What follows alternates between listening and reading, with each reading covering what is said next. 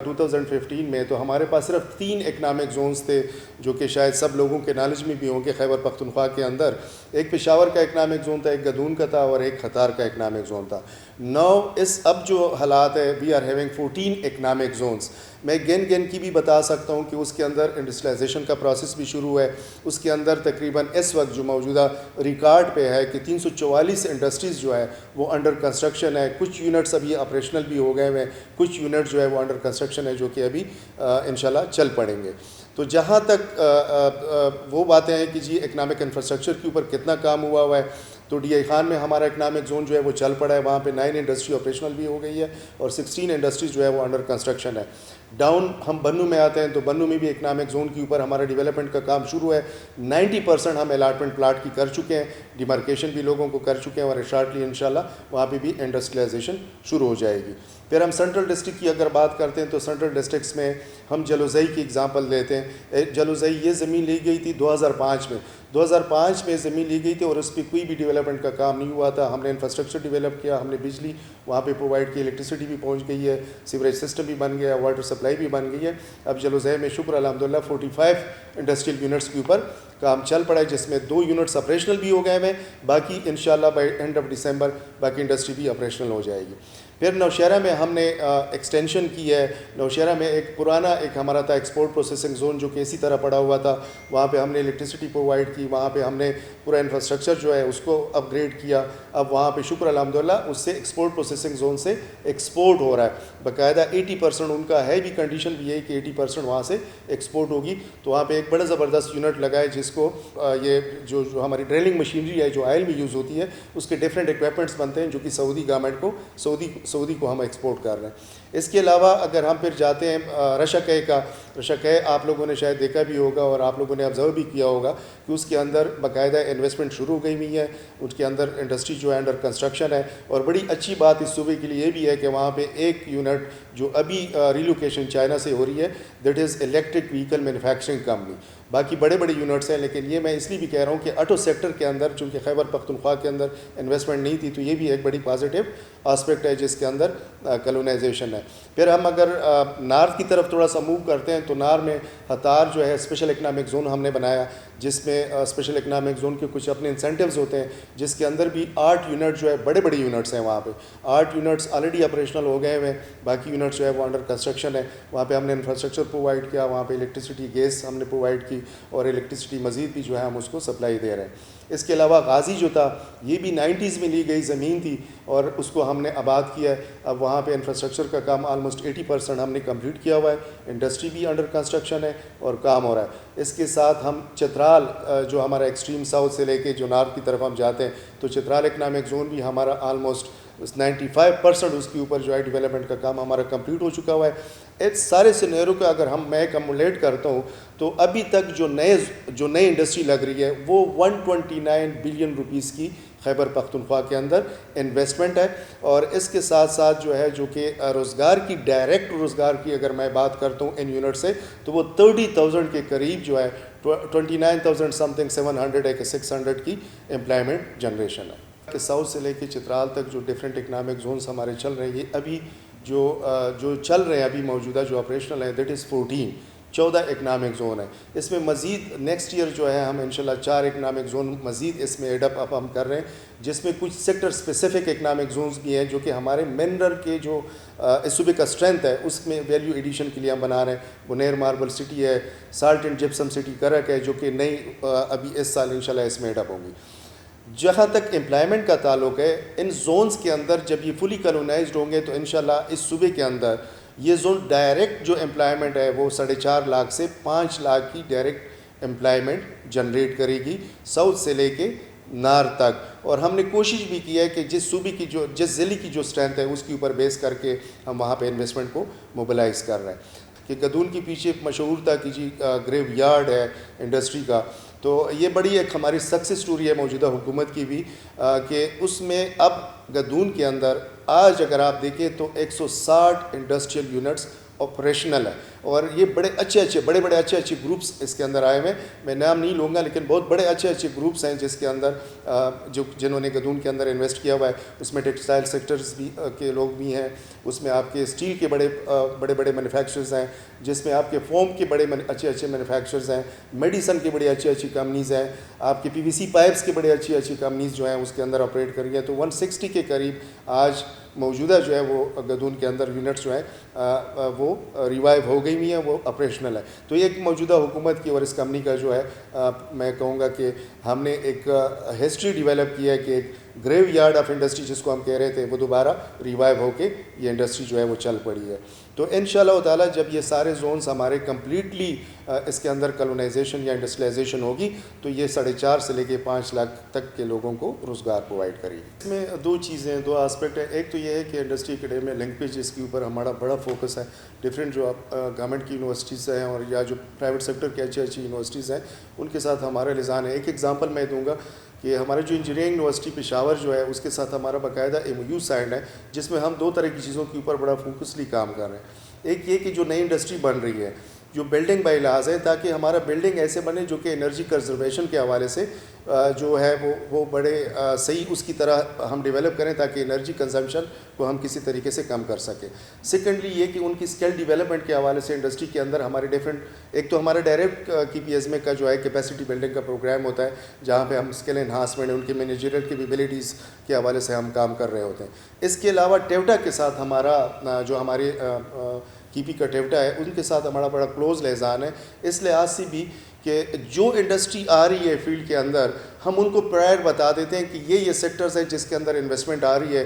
तो टेवटा in collaboration with the private sector, अभी हमने स्टील की हमने कंप्लीट की है एक ट्रेनिंग जिसके अंदर 25 स्टूडेंट्स को हमने ट्रेंड किया और वो 25 के 25 स्टूडेंट्स जो थे वो इन्हीं इंडस्ट्रीज़ के अंदर हमने एब्जॉर्ब किया हुआ है। दूसरा जो रशाकह का है, रशाकह का मॉडल भी हमने ऐसे बनाया हुआ है कि जितनी भी नई कंपनीज आती हैं वो हमें अपना रिक्वायरमेंट बताते हैं। 80% चूँकि एम्प्लॉयमेंट की जो है वो पाकिस्तान के लोगों को प्रोवाइड इसने करनी है रशाकह ने, तो according to that agreement class का दे आर बाउंड कि जी वो हमसे पहले से बता दें कि जी उनकी जो स्किल की रिक्वायरमेंट है वो क्या क्या है। तो वो स्किल की रिक्वायरमेंट के ऊपर बेस करके अभी हतार में हमने एक ग्रुप को प्लेस किया हुआ है जिसमें फूड प्रोसेसिंग टेक्नोलॉजीज़ के ऊपर लड़कों को हम टेवटा के साथ मिलके हम ट्रेंड कर रहे हैं। तो ये मुख्तलिफ पैकेजेस होते हैं जहाँ पे जो भी इंडस्ट्रीज़ आ रही है, वो मिनरल प्रोसेसिंग है, वो फूड प्रोसेसिंग है, वो फार्मास्यूटिकल में हम ख़वातीन को, लड़कियों को जो हमारी है उनको हम ट्रेंड करते हैं और उनको बाकायदा पैकेजेस के ऊपर वो ट्रेंड करते हैं। तो डिफरेंट यूनिवर्सिटीज़ के साथ हमारे डिफरेंट प्रोग्राम्स हैं। इसके अलावा बैंक के साथ भी हमारा एक प्रोग्राम चल रहा है जिसमें एक्सेस टू फाइनेंस के ऊपर हम बड़ा फोकसली काम कर रहे हैं। बैंक ऑफ खैबर के साथ भी हमारा MOU साइन हुआ है कि वहाँ पे जो भी जोन हमारा बनता है वहाँ पे बैंक की अवेलेबिलिटी भी हो, और साथ साथ ये भी हम कर रहे हैं कि जितनी भी हमारे जोन्स बन रहे हैं वहाँ पे टेवटा का एक टेक्निकल कॉलेज भी होता है, ताकि जो वो जोन के अंदर जो इंडस्ट्री की स्किल की रिक्वायरमेंट है उसको भी हम पूरा कर सकें और सही तरीके से हम इसको एड्रेस कर सकें। देखिए, एक तो ये है कि जिस तरह इकनॉमिक जोन की हम बात करते हैं तो इकनॉमिक जोन्स में भी मुख्तलिफ कैटेगरीज़ हैं। कुछ स्पेशल इकनॉमिक जोन है, जहाँ पे स्पेशल इकनॉमिक जोन है उसमें डेफिनेटली इंसेंटिव्स इन्वॉल्व है। उसमें एक तो ये है कि 10 ईयर्स इनकम टैक्स के हवाले से रिबेट है। दूसरा ये कि इंपोर्ट ऑफ मशीनरी के ऊपर duty free import of machinery का है। तो ये वो जोन्स हैं जहाँ पे हम सिर्फ उसी इंडस्ट्री को अलाउ करते हैं जो आइदर इंपोर्ट सब्स्टिट्यूशन है या एक्सपोर्ट ओरिएंटेड है, क्योंकि गवर्नमेंट जो इंसेंटिव दे रही है इन टर्न जो है गवर्नमेंट को ये फ़ायदा होना चाहिए कि जो हम इंपोर्ट करते हैं उसका सब्स्टिट्यूशन हो। बाकी rest of the economic zone जो है जहाँ पे उनमें इस तरह की कोई फैसिलिटी नहीं है कि जहाँ पे हम प्लाट के हवाले से या रिबेट दे दें या डिफरेंट चीज़ों में हम उनको इंसेंटिवाइज़ करें। उसमें बिल्कुल ये सब के लिए इक्वल अपॉर्चुनिटी है, और उस अपॉर्चुनिटी में हमने ये किया हुआ है, कुछ रिस्ट्रिक्शंस हमने ये लगाए हुए हैं कि पुराने जो था वो ये था कि प्लाट ये था कि लोग बेच भी देते थे और रियल इस्टेट के लोग भी आते थे। अब मैं ये नहीं कहता हूँ कि 100% हम we are perfect, the system is perfect, but हमने कोशिश ये की हुई है कि जो खाली प्लाट होगा जिसके ऊपर इंडस्ट्री डेवलप नहीं होगी उसके ऊपर एक तो जुर्माना है हमारा जो कि ह्यूज अमाउंट हमने रखा हुआ है, 10% of the entire plot price. एक तो ये हमने किया हुआ है। दूसरा हमने ये किया हुआ है कि उसको हमने कानून के अंदर चेंज ही किया हुआ है कि खाली प्लाट कोई बेच नहीं सकता अनलेस एंड अनटिल उसके ऊपर इंडस्ट्री ना लगी हो, वो ऑपरेशनल ना हो। उसके बाद अगर वो सिक होता है या क्लोज होता है वो उस इंडस्ट्री को वो बेच सकता है, लेकिन खाली प्लाट को वो बेच नहीं सकता। तो ये कुछ चेंजेस हमने की हुई हैं। कुछ जो इंसेंटिव्स है वो प्राइवेटाइज जोन को है, जिस तरह रशकै में है और हतार स्पेशल इकनॉमिक जोन में, और उसमें भी वो ये है कि उसको मिसयूज़ इसलिए भी नहीं किया जा सकता कि उसमें import substitution and export oriented industry को हम अलाउ करते हैं, इस तरह मशरूम ग्रोथ को आप अलाउ नहीं करते हो, क्योंकि वहाँ पे गवर्नमेंट की इंसेंटिव्स ऑलरेडी इन्वॉल्व है उसके अंदर। हमने एक कॉलोनाइजेशन ड्राइव चलाया। कॉलोनाइजेशन ड्राइव में हमारा एक ये था कि हम एरिया आइडेंटिफाई करें डिफरेंट जोन्स के अंदर जो कि लोगों ने फॉर द लास्ट 20-25 सालों से कब्ज़ा किया हुआ था और उसके ऊपर इंडस्ट्री नहीं लग रही थी। उसमें हमने कॉलोनाइजेशन ड्राइव चलाया। हमने कैंसलेशन ड्राइव का नाम नहीं दिया, हमने इसको कॉलोनाइजेशन ड्राइव का नाम दिया। कॉलोनाइजेशन ड्राइव में हमने ये किया कि जिन लोगों के पास ये प्लाट्स पड़े हुए थे हमने उनको कन्विंस किया कि वहाँ पे इन्वेस्टमेंट करें। जिन लोगों ने नहीं की हमने उनसे कैंसिल किया। कैंसिलेशन का भी हमारे रूल्स के अंदर बाकायदा एक प्रोसीजर है। हम फर्स्ट नोटिस देते हैं और फर्स्ट नोटिस के बाद सेकंड नोटिस 21 डेज़ का, फिर थर्ड नोटिस 21 डेज़ का, उसके बाद हम कैंसिल कर देते हैं प्लाट को। और इसकी बाकायदा एक कमेटी है जो कि plot allotment and cancellation committee है, उसके अंदर बाकायदा आता है और जोन मैनेजर आइडेंटिफाई करता है। जहाँ भी हमारा जोन हो वहाँ पे एक तो कंप्लीट हमारा जोन ऑफिस होता है जो कि डेली बेस पे इंडस्ट्री को सर्विस प्रोवाइड करते हैं। उसमें आप प्लम्बिंग से लेके सीवरेज सिस्टम से लेके इलेक्ट्रिसिटी के कोई इश्यूज़ आते हैं तो ये सारे मसले मसाइल जो है वहाँ पे वो जोन ऑफिस हल करता है। उन जोन ऑफिस को ये भी पता होता है कि इस बंदे की प्लाट अलाटमेंट कब हुई है और ये अभी तक इंडस्ट्री क्यों नहीं लगा रहा। हमारा मैक्सिमम जो टाइम पीरियड है वो 2 ईयर्स का है। 2 साल के अंदर अगर आज हमने किसी को अलाटमेंट कर दी है तो उन्हें 2 साल के अंदर उसने उसके ऊपर इंडस्ट्री लगानी है। 2 साल के अंदर उसने नहीं लगाया, 3rd ईयर 10% पेनल्टी भी लगेगी और हमारे साथ एक इंडेमनिटी बॉन्ड भी साइन करेगा जिसके अंदर 3 मंथ्स का हम टाइम देते हैं कि 3 मंथ्स के अंदर अंदर वो काम शुरू करे, वरना अदरवाइज़ उस plot is liable, this plot is liable for cancellation, तो उसको हम कैंसिल कर देते हैं। तो इसका बाकायदा एक प्रोसीजर है जो हमारे रूल्स हैं जो बोर्ड ने अप्रूव किए हुए हैं उसके मुताबिक होता है। एक सिंगल इंडिविजुअल बंदा न कैंसिल कर सकता है न उसको अलाट कर सकता है। There is a committee for allotment and there is a committee for cancellation. तो कैंसिलेशन का भी अपना तरीक़ाकार बिल्कुल वाज़े है कि अगर आज हमने किसी को प्लाट अलाट किया हुआ है, 2 साल तक उसने काम नहीं किया, 2 साल के बाद हम उसको एक नोटिस इशू करते हैं, उसको एक बाकायदा एक स्पेसिफिक पीरियड भी देते हैं कि इसके अंदर वो अपना जो है वो कंस्ट्रक्शन का काम शुरू करें। उसके बावजूद भी वो नहीं करता तो उसके बाद एक कैंसिलेशन प्रोसेस है जो कि 3 मंथ्स टाइम लेता है कि उसको हम बाकायदा नोटिस दे देते हैं 21 डेज़ के। उसके बाद ये प्लाट जो है वो कैंसिल हो जाता है। KP economic zone development and management company जो जितनी भी इकनॉमिक जोन डेवलप कर रही है, एक तो ये सेल्फ सस्टेनेबल बेस पे ये हम अपनी जो रिसोर्सेज हैं उनको मोबिलाइज़ कर रहे हैं। ये एडीपी या गवर्नमेंट फंडेड प्रोजेक्ट्स नहीं है। तो हम ना जो हमारा अपना एग्जीक्यूशन का मॉडल है प्रोजेक्ट एग्जीक्यूशन का वो 2 साल का है। हमारे जितनी भी ये जोन मैंने आपको बता दिए they are completed in respect of provision of electricity, road infrastructure, water supply, sewerage system. इसके अंदर इसलिए इंडस्ट्रियलाइजेशन हो रही है। ये यूनिट जो अंडर कंस्ट्रक्शन मैंने बताया ये इसलिए बताया कि ये जो जोन्स हमने जो गवर्नमेंट ने अनाउंस किए थे जो बाकायदा इनागोरेट हुए थे उसमें सब में इंडस्ट्रियलाइजेशन का काम शुरू है। हाँ, डेवलपमेंट का काम थोड़ा बहुत ये रोड इंफ्रास्ट्रक्चर का अगर कहीं पे रहता भी है तो वो इंशाल्लाह बाय एंड ऑफ दिस दिसंबर ये कंप्लीट हो जाएंगे सारे के सारे। और इसके अंदर एडीपी फंड नहीं है। दूसरा जो गवर्नमेंट का आपका सवाल था कि गवर्नमेंट का जो है वो सपोर्ट या सिस्टम जो है या उसी तरह फोकस जो है, मैं ये बता दूं कि हमारे चीफ मिनिस्टर साहब माशाल्लाह और जो हमारे special assistant to CM on industries है, हमारी रेगुलर मीटिंग्स होती हैं, हमारी रेगुलर रिव्यूज़ होती हैं कि कहाँ पे जहाँ भी हमें कोई इशू आता है दे आर सपोर्टिंग अस। और यही वजह है कि 2 साल के अंदर अंदर हमने 3 से ये आपके इकनॉमिक जोन जो है वो 14 पे चले गए।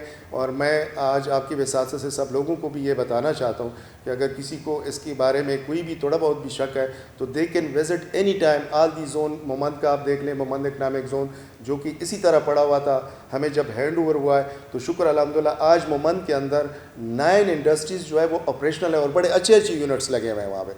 आपकी जो मार्बल स्लरी और मार्बल वेस्ट था उसके ऊपर 3 तो बाल मिल्स वहाँ पे लगे हुए हैं जो कि मार्बल की जो ये वेस्ट है या जो हमारा माइनिंग साइड पे जो वेस्ट ज़ाया हो जाता है जिसको हम रीयूटिलाइज़ करके उससे आपका कैल्शियम कार्बोनेट की यूनिट्स लगे हुए हैं जो कि फूड के अंदर भी और आपके डिस्टम्बर के अंदर भी और आपके कस्मेटिक्स के अंदर भी उसका यूजेज है तो इस्तेमाल हो। इस तरह घी मेल्स वहाँ पे 1-2 लग गए। इस तरह जो है आपके एलुमिनियम की यूनिट्स वहाँ पे लग गए। DI खान CM साहब ने इनागोरेट किया था, वहाँ पे आप देख लें 9 इंडस्ट्रीज़ ऑपरेशनल हैं उसके अंदर। 2 सालों के अंदर 9 इंडस्ट्रीज़ जो है उसके अंदर वो काम कर रहे हैं, वहाँ पे लोगों को रोज़गार मिला हुआ है, और 16 जो है वो अंडर कंस्ट्रक्शन। सेम जलोज़ई है, नौशहरा एक्सटेंशन है, रिसलपुर है, ख़तार स्पेशल इकनॉमिक जोन में 8-10 यूनिट्स जो है, बड़े बड़े यूनिट्स। और उसमें सऊदीया का एक इन्वेस्टर है जो कि इसने एक पैकेजिंग का बड़ा ज़बरदस्त एडवांस लेवल पैकेजिंग का एक यूनिट बनाया हुआ है, और वो ऑपरेशनल है। अभी रिसेंटली हमने इनागोरेट किया हुआ है 3 महीने पहले। और उसमें हमारी जो गवर्नमेंट की एक ऑर्गेनाइजेशन है उनकी बहुत बड़ी इन्वेस्टमेंट है, जो कि केबल्स के हवाले से एक यूनिट लगा हुआ है, जो कि पाकिस्तान में I think the first one technology wise अगर आप देखें, जो कि ये जो हमारे इलेक्ट्रिक केबल्स हैं उनके बनाने का यूनिट है। तो ऐसे बड़े बड़े नए टेक्नोलॉजीज़ जो एक लोग यहाँ पे बात करते थे कि KP से फ्लाइट ऑफ कैपिटल है, तो मैं कहता हूँ कि अब अगर आप लोग देखें हतार में जो हमारी 90% इन्वेस्टमेंट है that is either from Punjab और फ्राम इस्लामाबाद। इसी तरह गाज़ी में 90% 80% जो इन्वेस्टमेंट है वो आपके इस्लामाबाद बेस्ड जो आपके इन्वेस्टर्स हैं उन्होंने इन्वेस्ट किया हुआ है। तो KP में फ़्लाइट ऑफ कैपिटल नहीं हुआ, बल्कि वहाँ पे लोग आपकी जलोज़ई में सियालकोट से लोग आए जिन्होंने हंटिंग एंड स्पोर्टिंग आर्म्स की जो एसेसरीज़ हैं वो जो मैन्युफैक्चर कर रहे हैं, बना रहे हैं। तो इस तरह बाहर से भी, हमारे कराची से भी, अभी जो साल्ट एंड जिप्सम सिटी का हम बता रहे हैं, अभी हमने अनाउंस ही नहीं किया हुआ, आपके जो कराची से जो इन्वेस्टर्स हैं वो लोग जो कि जिप्सम को वहीं पे वैल्यूएट करते थे, वो कहते हैं जी हम यहाँ पे आएंगे ताकि हमें मैक्सिमम बेनिफिट हो। थोड़े बहुत इश्यूज़ जहाँ तक हयाताबाद इकनॉमिक जोन में 1-2 इश्यूज़ थोड़े से सिक्योरिटी के हवाले से या लॉ एंड ऑर्डर के हवाले से हुए थे, उसमें I am really thankful to और लॉ एनफोर्सिंग एजेंसीज़ ने बड़ा ज़बरदस्त एक्शन उसके ऊपर लिया, और वो चीज़ें सारी शुक्र अल्हम्दुलिल्लाह अब वो सिचुएशन नहीं है। बाकी जो रेस्ट ऑफ इकनॉमिक जोन्स हैं वहाँ पे बिल्कुल सिक्योरिटी और लॉ एंड ऑर्डर का कोई हमें सच, इवन मोमंद का भी लोग कहते हैं, लेकिन शुक्र अल्हम्दुलिल्लाह आज तक कोई भी इस तरह का कोई भी इंसिडेंट नहीं हुआ जिसके ऊपर हम कहें कि जी वाकई लॉ एंड ऑर्डर का कोई इशू बनता जा रहा है। और दूसरी बात ये भी है कि हमारे जो जितनी भी इकनॉमिक जोन है ये गेटेड कम्युनिटी के तौर पे आप ले सकते हैं कि ये बिल्कुल बाउंड्री वाल के अंदर ही होता है, और उनके अपने आपस एंट्री एंड आउट गेट्स होते हैं जिसको बाकायदा हमारे अपनी भी सिक्योरिटी होती है, और हर एक जोन के अंदर बाकायदा पुलिस का हमारा ऑफिस होता है, पुलिस का ऑफिस भी होता है, 112 का ऑफिस भी होता है, और फायर ब्रिगेड का ऑफिस भी हमारे साथ कोऑर्डिनेशन पे, ये सारे जो प्रोविंशियल लाइन डिपार्टमेंट्स हैं, और इसी तरह सिक्योरिटी एजेंसीज़ के साथ भी हमारी लिजान एंड कोऑर्डिनेशन रहती है। तो एक तो ये है कि इस लिहाज से बड़ा कम्प्रिहेंसिव गवर्नमेंट का सपोर्ट हमारे साथ रहा है, और जो जोन ऑफिस हमारा होता है, पर्टिकुलर जोन ऑफिस जहाँ पे हमारा जो अपना स्टाफ होता है, they are in close coordination with the respective district की जो लॉ एनफोर्सिंग एजेंसीज होती हैं उनके साथ उनका बड़ा स्ट्रांग कोऑर्डिनेशन होता है। वाई वन शुड प्रेफर कि जी मैं KP में इन्वेस्ट करूँ? तो देखिए KP के अंदर 2-3 बड़ी पॉजिटिव एस्पेक्ट्स हैं।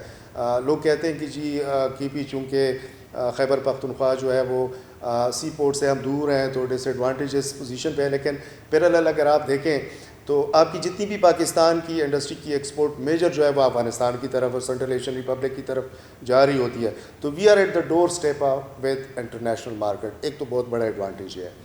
दूसरा यह है कि फ्यूचर में एनर्जी की जो हालात हैं या जो सिचुएशन पूरे मुल्क के अंदर है, तो यहाँ की जो एनर्जी की जो रिक्वायरमेंट लोगों की जो इंडस्ट्री की बनती है, इस सूबे की पोटेंशियल बड़ी स्ट्रांग है, और इस सूबे के अंदर इसका इतना स्ट्रेंथ है कि to support industry unsubsidized electricity supply.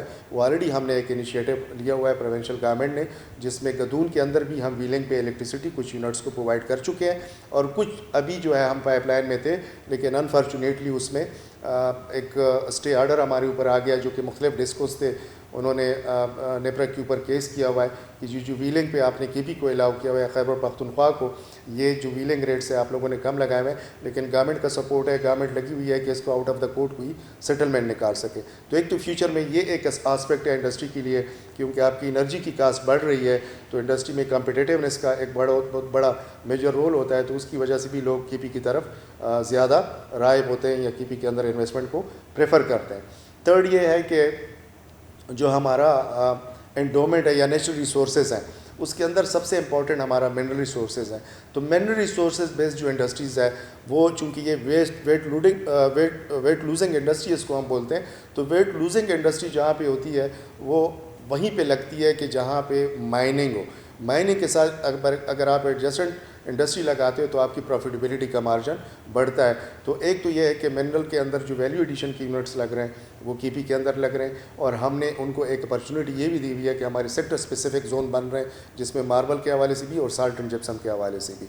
तो दूसरा एस्पेक्ट उसका ये है। थर्ड ये कि जब से Khyber Pakhtunkhwa economic zone development and management company बनी है, हमने हर एक जोन के अंदर एक इन्वेस्टमेंट फैसिलिटेशन सेंटर, जो ऑफिसेज हैं उसको हमने इन्वेस्टमेंट फैसिलिटेशन सेंटर्स में कन्वर्ट किया हुआ है। वहाँ पे अगर एक इन्वेस्टर जाता है तो उसको starting from the bank account, उसकी फिजिबिलिटी स्टडी, उसके लिए कंपनी की रजिस्ट्रेशन सपोर्ट, ये सारी चीज़ें हम वहाँ पे, इलेक्ट्रिसिटी कनेक्शन, गैस कनेक्शन, ये हमारा जो ऑफिस है वहाँ पे जो लड़के हैं वो आपको वहीं सपोर्ट आपको देते हैं। आपको इंशाल्लाह आप ये जो इन्वेस्टर होगा ये इधर उधर इन चीज़ों के ऊपर अपना टाइम कंज्यूम नहीं करेगा। हमारा जो अपने ऑफिस के लोग हैं वो उनको उसी चीज़ में सपोर्ट करेंगे और इंशाल्लाह उनको वो फैसिलिटीज़ हम प्रोवाइड कर भी रहे हैं और करते भी रहेंगे। तो ये 5-6 चीज़ें बड़ी इंपॉर्टेंट चीज़ें हैं जिसके अंदर लोग जो है कीपी को आप प्रेफर भी कर रहे हैं। एक आपका एनर्जी का हो गया, एक आपका जो है एंडोमेंट जो नेचुरल रिसोर्सेज हमारे हो गए, एक प्रॉक्सिमिटी टू आपके एक्सपोर्ट मार्केट के हवाले से, और ये जो कैरेक का जो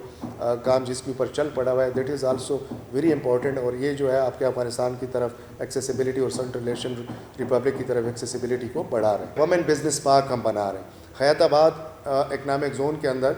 एक that will be a vertical building जिसके अंदर पूरी फैसिलिटीज़ जो वुमेन ओन्ड बिजनेसेस हैं, जो कि घरों के अंदर, जिस तरह टाउन में अभी सारे बिजनेसेस इन्होंने बंद कर दिए, हैदराबाद के अंदर उनके ऊपर रिस्ट्रिक्शंस हैं।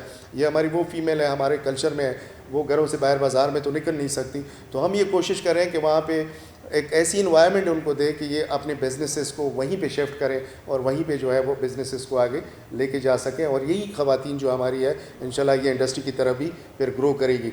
तो ये प्लग एंड प्ले का कंसेप्ट है जहाँ पे एक इन्वेस्टर्स न ज़मीन पे ख़र्चा करेगा, न बिल्डिंग के ऊपर ख़र्चा करेगा, तैयार उसको बिजली की कनेक्शन मिलेगी, वो आएगा दूसरे दिन अपना काम स्टार्ट करेगा। तो ये 2-3 चीज़ें हमने बड़ी फॉर रैपिड इंडस्ट्रियलाइजेशन इन खैबर पख्तूनख्वा हमने इसके ऊपर फोकस किया हुआ है कि एक तो हमारे जोन्स जो है चूँकि एनर्जी क्राइसिस है उसको हम ग्रीन एनर्जी की तरफ लेके जा रहे हैं, और दूसरा ये जो है जो वमेन जो हमारा पैरेलल दूसरा बड़ा इंपॉर्टेंट एक जेंडर है जिसके अंदर वो बिजनेसेस के अंदर इन्वॉल्व है और उनको डे टू डे अफेयर्स में बड़े इश्यूज़ आते हैं, उनके लिए भी फोकस है कि इकनॉमिक जोन और तरह की है एक्टिविटी प्लग एंड प्ले के ऊपर हम इनिशिएट कर रहे हैं हैदराबाद इकनॉमिक जोन के अंदर, जिसमें हम वमेन एंटरप्रेन्योर्स को एकमोडेट करेंगे इंशाल्लाह।